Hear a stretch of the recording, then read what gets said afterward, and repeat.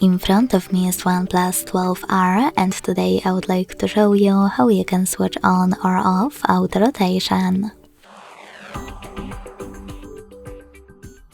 Begin by accessing Tab menu and looking for Auto Rotate shortcut. When you find it, click on it.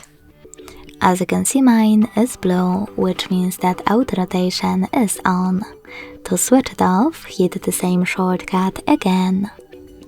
If you want to, you can also go into Settings, access Display and Brightness, scroll all the way down and use this switcher next to Auto Rotate feature to manage it.